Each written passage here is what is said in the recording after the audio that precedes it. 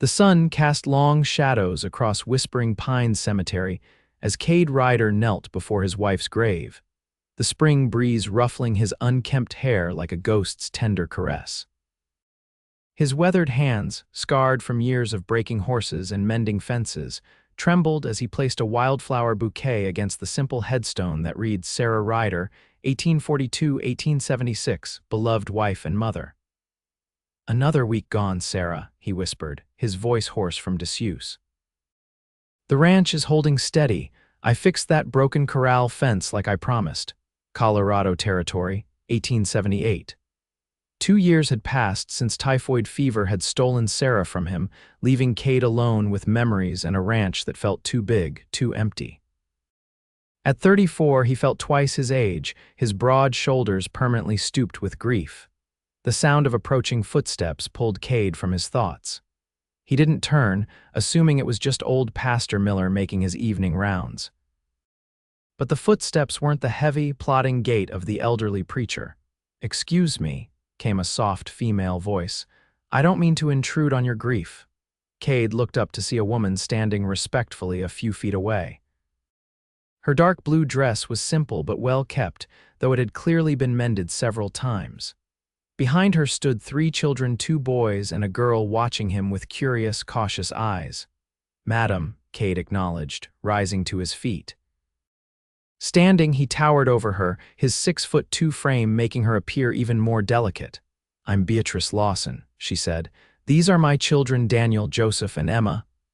The oldest boy couldn't have been more than 10, the little girl perhaps 5.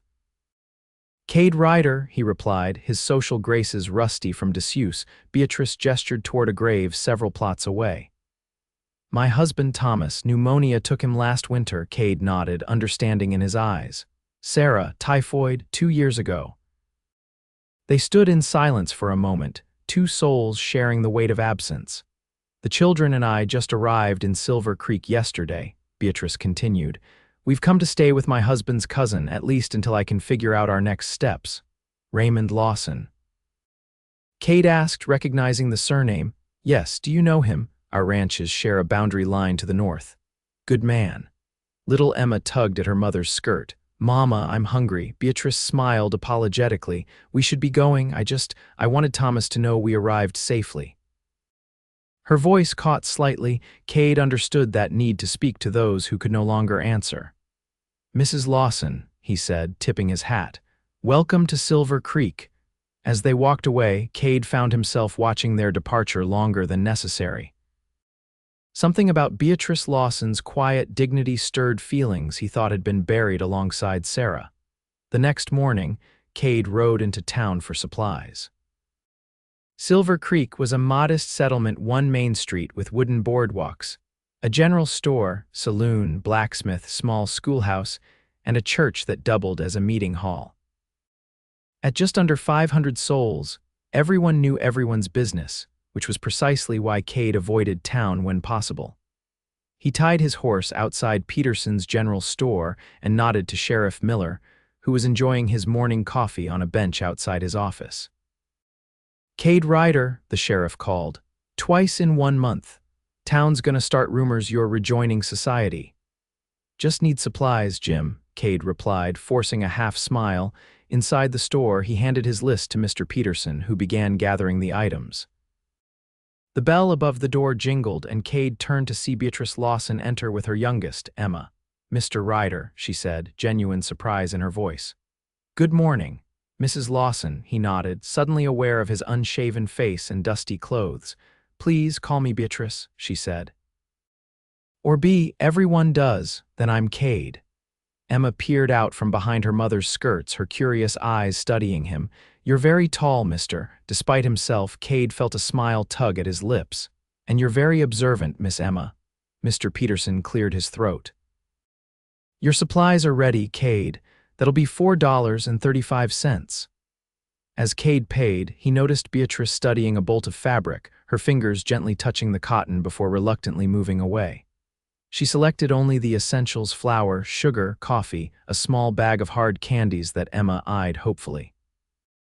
Outside, as Cade loaded his supplies onto his horse, he saw Beatrice struggling with her packages while trying to hold Emma's hand. "Allow me," he said, approaching them. "My wagon's just down the street. I'd be happy to give you a ride back to Raymond's place." Beatrice hesitated, then smiled gratefully. "That's very kind. Raymond lent us his cart this morning, but the wheel was wobbling so badly that the blacksmith insisted on keeping it for repairs." During the ride to Raymond Lawson's homestead, Emma chattered about the butterflies she'd seen and how many more there were in Colorado than back in Illinois. Beatrice occasionally added a comment, but Cade noticed the worry lines around her eyes. "Raymond mentioned you might be staying through the summer," Cade said, keeping his eyes on the road. "That's the plan for now," Beatrice replied. "The boys are helping with chores and I'm doing the cooking and mending to earn our keep. Raymond has been very generous, but his cabin is small for all of us." "And after summer?" Cade asked before he could stop himself. Beatrice sighed. "I'm not sure. Thomas left some savings, but not enough. I've been taking in sewing, but—" She trailed off, clearly uncomfortable discussing her financial situation. As they approached Raymond's modest homestead, Cade noticed the two boys struggling to repair a chicken coop. The older one, Daniel, was holding up a section of wire while Joseph attempted to secure it, both clearly inexperienced. Cade pulled the wagon to a stop. "Looks like they could use some help." "Oh, they've been at it all morning," Beatrice said. "Raymond had to ride into the next county for a cattle auction. He'll be gone 3 days." Without thinking, Cade said, "I could spare an hour to show them how it's done properly." The genuine relief in Beatrice's eyes caught him off guard. "That would be so kind. They're trying so hard to be helpful, but they've never lived on a ranch before." That hour turned into the afternoon as Cade not only fixed the chicken coop, but also showed the boys how to properly mend a fence and sharpen tools. Their eagerness to learn reminded him painfully of the son he and Sarah had lost to the same fever that took her, a boy who would have been about Daniel's age now. When Beatrice called them for a simple but hearty meal of beans and cornbread, Cade initially declined. "Please join us," she insisted. "It's the least I can offer for your help." At the table, Cade felt strangely at home. The children peppered him with questions about ranching, horses, and if he'd ever fought Indians. "Real cowboys don't go looking for fights," he told them seriously. "And the Ute people around these parts have mostly kept to themselves since the treaty." "But Papa said Indians scalp people," Joseph said, his eyes wide. "Joseph," Beatrice scolded. Cade shook his head. "Most stories you hear are exaggerated. I've traded with Ute hunters many times. They're just people trying to live their lives, same as us." After dinner, as Cade prepared to leave, Daniel approached him shyly. "Mr. Ryder, could you teach me more about horses sometime? Cousin Raymond said I could help with his, but I don't really know how." Cade hesitated, looking to Beatrice. She smiled and nodded. "I suppose I could," Cade said. "I've got a gentle mare that would be good for learning." The hopeful look on the boy's face struck something deep within Cade. When was the last time anyone had looked at him that way, like he had something valuable to offer beyond his labor? Over the next few weeks, Cade found himself riding to the Lawson homestead more often than not. He taught Daniel about horses, showed Joseph how to whittle, and even brought a small rag doll for Emma that Sarah had made years ago for the daughter they never had. One evening in late May, after the children had gone to bed, Cade and Beatrice sat on the porch. The night was cool but pleasant, stars speckling the vast Colorado sky. "You've been very kind to us," Beatrice said softly. "The children look forward to your visits." "They're good kids," Cade replied. "You've done well with them." "It hasn't been easy," she admitted. "Thomas was a bookkeeper. We lived in town. This," she gestured to the surrounding land, "is all new to us. When he died, we lost everything. His cousin's offer was our only option." "How did you meet Thomas?" Cade asked, surprising himself with his interest. Beatrice smiled at the memory. "I worked in my father's millinery shop. Thomas came in to buy a hat for his mother. He was so flustered, so earnest. He came back 3 times that week before finally asking to court me." "Sounds like a good man." "He was," she said softly, "but practical to a fault. Our marriage was comfortable, safe." She looked away. "I shouldn't speak of such things." Sarah and I, Cade found himself saying, we were childhood sweethearts, grew up on neighboring farms back in Missouri.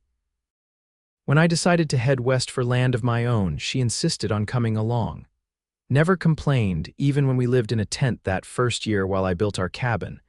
They sat in comfortable silence for a while. What will you do? Cade finally asked. When summer ends, Beatrice sighed. Raymond has hinted that his sister in Denver might need help with her boarding house. It would be steady work, a roof over our heads. The children seem happy here, Cade observed. They do, don't they? I haven't seen Daniel this animated in a long time, and Joseph, he's always been so shy. The way he talks to you, she paused, but we can't impose on Raymond forever. The next day, as Cade showed Daniel how to brush down a horse properly, the boy suddenly asked, Mr. Ryder, do you get lonely out here all by yourself? The question caught Cade off guard. Sometimes, he admitted. Mama gets lonely, Daniel said matter-of-factly. I hear her crying at night sometimes. Cade's chest tightened. Your mama's been through a lot. She smiles more when you're here, Daniel continued, his focus on the brush strokes. We all do. That evening, riding back to his empty ranch house, Cade couldn't shake Daniel's words. He found himself standing in the doorway of the bedroom he'd once shared with Sarah, looking at the quilt they'd slept under for 10 years. For the first time, he wondered if perhaps Sarah wouldn't want him to spend the rest of his life alone. June brought unusually heavy rains. The creek that gave the town its name swelled dangerously. Cade spent days reinforcing his barns and moving cattle to higher ground. He hadn't been to Raymond's place in nearly 2 weeks. When the waters finally receded, Cade rode into town for news. The damage had been substantial: fields flooded, fences washed away, and several homesteads in the lowlands completely destroyed. Raymond Lawson's place got hit bad, Sheriff Miller told him. Creek jumped its banks, took out his barn, and flooded his root cellar. They're staying at the church for now. Cade's heart raced as he rode hard toward town. The church was crowded with displaced families. He found Beatrice and the children huddled in a corner, their few possessions piled beside them. Cade, Emma cried when she saw him, running to wrap her arms around his legs. Relief flooded Beatrice's face. We were worried about you.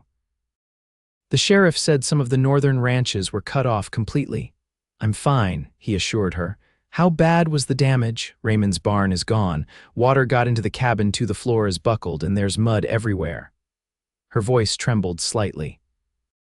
He's talking about selling and moving to California. His offer to stay has been rescinded. What will you do? The stagecoach to Denver leaves tomorrow. Raymond gave us enough for the fare. Cade felt something cold settle in his stomach. That's mighty soon. We don't have much choice, Beatrice said, her eyes downcast. That night Cade couldn't sleep. The thought of Beatrice and the children leaving hollowed him out in a way he hadn't felt since Sarah died. Before dawn, he made a decision.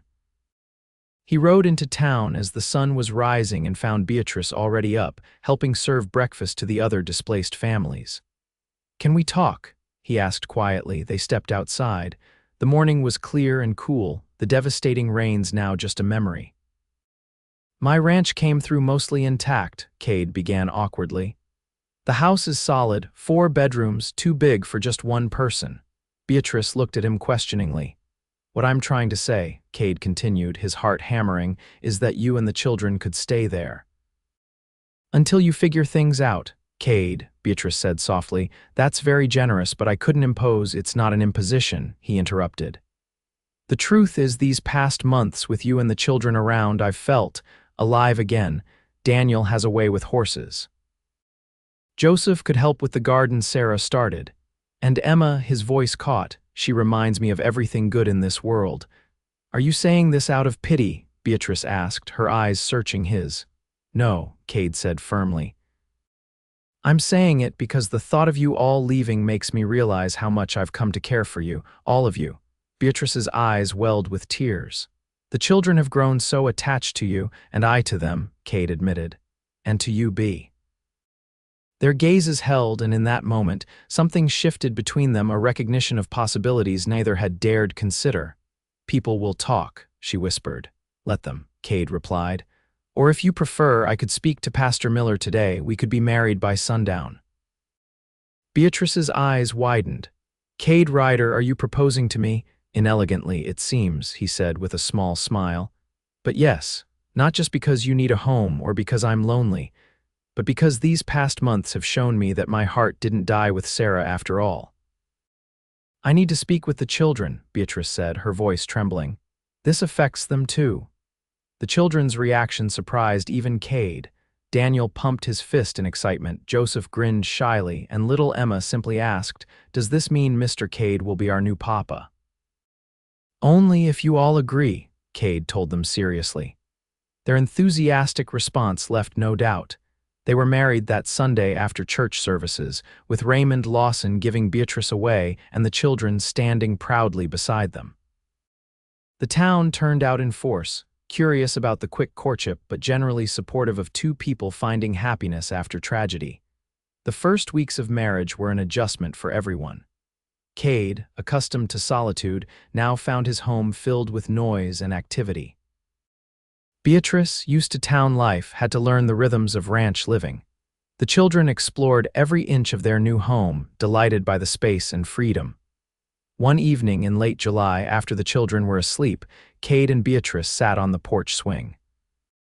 The night was warm, crickets chirping in the darkness. "I visited Sarah today," Kade said quietly, "told her about us." Beatrice squeezed his hand. "I've been meaning to visit Thomas as well. It's strange," Kade mused. "I don't feel guilty anymore. For a long time I thought being happy again would somehow dishonor her memory." "I understand," Beatrice said. "Thomas and I weren't as happy as you and Sarah, I think. Our marriage was more practical than passionate, but he was a good father, a decent husband." "And yet here we are," Kade said, pulling her closer. "Here we are," she agreed, resting her head on his shoulder. "Starting over." August brought the county fair to Silver Creek. For the first time in years, Kade entered the horseshoe competition and won second place. Beatrice's apple pie earned a blue ribbon, which she proudly displayed on their mantle. The children raced in sack races, ate too much candy, and fell asleep on the wagon ride home. As autumn approached, the ranch thrived under their combined care. Kade taught Beatrice to ride, and they often explored the property together. The harvest was bountiful, the root cellar filled for winter. Daniel showed a natural talent with horses, and Kade began teaching him the finer points of training. Joseph tended the garden with surprising skill, while Emma helped Beatrice around the house. One crisp October morning, Kade took Beatrice to a high meadow overlooking the valley. The aspen trees were turning gold, the mountains in the distance already dusted with snow. "I never thought I'd feel this way again," Kade said, holding her close. "When Sarah died, I was certain that part of my life was over." "I know," Beatrice replied. "After Thomas, I resigned myself to a practical life, keeping the children fed and sheltered. I never expected to find love again." "Is that what this is?" Kade asked, his voice tender. "Love," Beatrice turned in his arms to face him. "What else would you call it?" Their kiss was gentle at first, then deepened with a passion that surprised them both. When they finally parted, breathless, Kade pressed his forehead against hers. "I love you, Beatrice Ryder," he whispered. "You and those children have brought my heart back to life. And I love you," she replied, tears in her eyes, "for seeing us not as burdens to bear, but as family to cherish." The first snow came early that year, blanketing the ranch in white. The children built snowmen in the yard while Kade and Beatrice watched from the porch, wrapped in a quilt. "I have something to tell you," Beatrice said, her eyes bright with happiness. "I'm fairly certain we'll be welcoming a new rider come summer." Kade stared at her in wonder, then laughed with joy, lifting her off her feet in an exuberant embrace. The children looked up at the commotion, and Kade beckoned them over to share the news. That Christmas was the happiest Kade could remember. The house was decorated with pine boughs and red ribbons. They exchanged simple gifts, hand-carved toys for the children, a new shawl for Beatrice, a leather-bound journal for Kade. But the greatest gift, they all agreed, was being together. As winter settled over Silver Creek, the Ryder household established new traditions. Evening reading by the fire, Sunday dinners with neighbors, sleigh rides through the snow-covered hills. Kade taught the boys to ice fish on the frozen pond, while Beatrice showed Emma how to make paper snowflakes. In February, during a particularly fierce blizzard, they all huddled in the main room, bedding down near the fireplace for warmth. As the wind howled outside, Kade told stories of his early days in Colorado territory, of the beauty and challenges of carving a life from the wilderness. "Were you scared?" Joseph asked, his eyes wide. "Sometimes," Kade admitted, "but the best things in life often require courage, like marrying Mama," Emma asked innocently. Kade smiled, reaching for Beatrice's hand. "That didn't take courage, sweetheart. That was the easiest decision I ever made." Spring arrived with its promise of renewal. The ranch burst into activity: fields to plow, calves being born, garden to plant. Beatrice's pregnancy progressed smoothly, her belly growing round beneath her apron.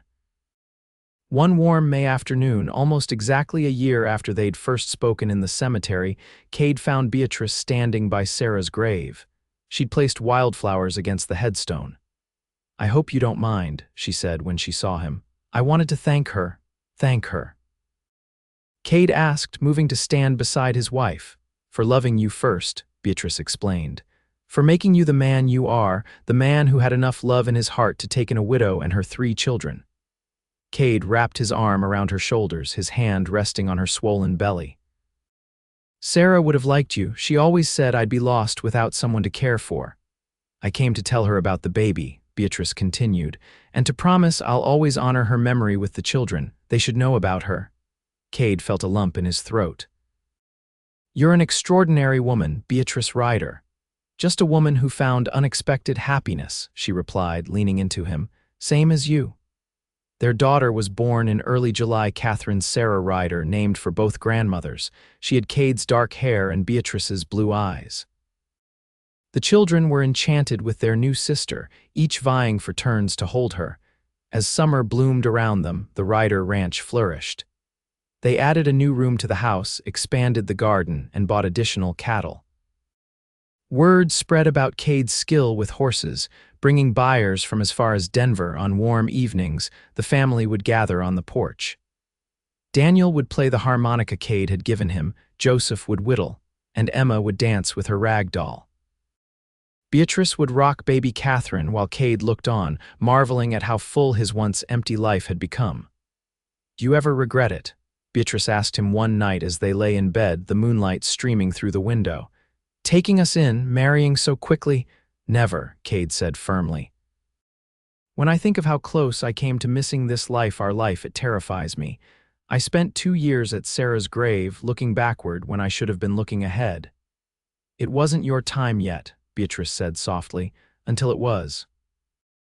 "Until you stood beside me," Kade agreed, pulling her close. "Until you showed me that grief isn't the end of the story." Outside their window, the Colorado night sparkled with stars. Inside, the house that had once echoed with loneliness now hummed with the quiet breathing of 6 souls, a family forged not from obligation or convenience, but from the courage to begin again. In the years that followed, Silver Creek would tell their story of the lonely cowboy who sat alone at his wife's grave, until a widow with 3 children stood beside him and helped him find his way back to life. Of how love, like the wild western land itself, could be both harsh and beautiful, demanding everything yet giving even more in return. And on summer evenings, visitors passing the Ryder ranch might glimpse them all on the porch, the tall rancher with his arm around his wife, their children playing in the yard, their laughter carrying on the breeze like a promise fulfilled.